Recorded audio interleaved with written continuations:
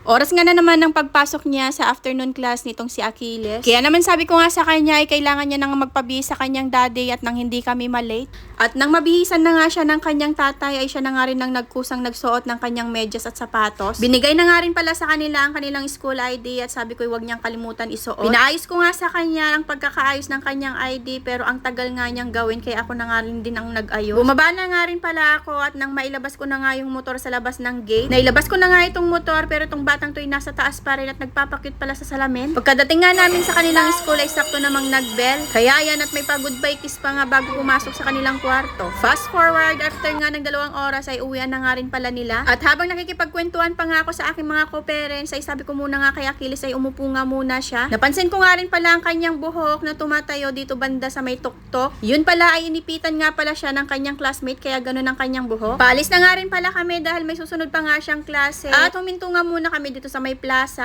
Nakasabay nga rin pala namin sila sis Honey na nagpunta dito sa may plaza para magpika-pika. At dahil hindi nga nakapagmerienda si Achilles sa kanilang eskwela ay dito ko na nga rin siya pinakain. Bali ang kanyang napili itong isaw na prinito. Nung una ko nga siyang tinanong kung ano nga ang kanyang gustong kainin, ito daw inihaw. Pero sabi ko nga sa kanya wala namang binibenta sila ate na inihaw kundi prinito naman ito lahat. Sabay turo nga dito sa may isaw, yun pala ang tinatawag niyang inihaw. Kaya naman kinuhanan ko na nga rin pala siya dyan ng 3 isaw tapos kumuha na nga rin pala ako nitong isang dugo para sa akin. Saka ko naman inabot nga kay ate dahil ipapainit pa nga ito. At nang mainit na nga inilagay ko na nga dito sa may paper cup at binigay ko na nga dito kay Achilles para makakain na nga rin siya at nang makapunta na nga rin kami sa kanilang tutor. At bumili na nga rin pala si Sis Honey ng kanilang merienda. Ako naman ay nilagay ko na nga itong kwek-kwek dito sa may paper cup para malagyan ko na nga ng sauce. Bali 4 na piraso nga pala ang kwek-kwek nila at 20 pesos nga ito. Pinakain ko nga muna itong si Achilles at pinaubos ko nga talaga itong isaw nang hindi na nga siya magkalat sa kanilang tutor mamaya. Nagbabadya nga na naman ang masamang panahon kaya naman kahit hindi pa nga ubos ni Achilles ay nagpunta na nga rin pala kami dito. Nang makarating nga kami dito sa may taas ay tinanggal na nga agad niya ang kanyang sapatos at medyas. Ay sapatos nga lang pala ang kanyang tinanggal dahil malamig nga pala sa loob. Mabuti na nga lang din at nakarating nga kami dito sa may building bago nga ang malakas na ambon. Kaya naman hindi nga kami nakapaggala ni Sis Honey at dito nga lang kami sa taas mag-aantay. Naging maganda na nga ang panahon kaninang umaga pero ngayong hapon ito na naman at nag-uulan-ulan. At nang matapos nga ang kanilang klase sa taas ay bumaba na nga rin kami. Kaso nga lang ay hindi naman kami makaalis agad dahil nga umaambon pa at malakas din. Mabuti na nga lang din talaga at napaisot ko nga sa kanya kaninang umaga ang kanyang raincoat sweater. At may magagamit nga siya ngayon na umaambon. Ako naman ay gagamitin ko nga itong raincoat na nabili ko nga dito sa may Mr. DIY. Bali ilang beses ko na nga rin pala ito nagamit tuwing pumupunta nga ako sa bayan para mamalengke. Nasa bahay na nga rin pala kami at hinatid ko nga muna itong si Achilles bago ko nga sunduin si Ate Jamira. Dumaan nga rin pala kami ng pandesal dito sa may tapat ng plaza. At yun lang mga me for today's mini vlog. Thank you for watching. God bless. Bye-bye!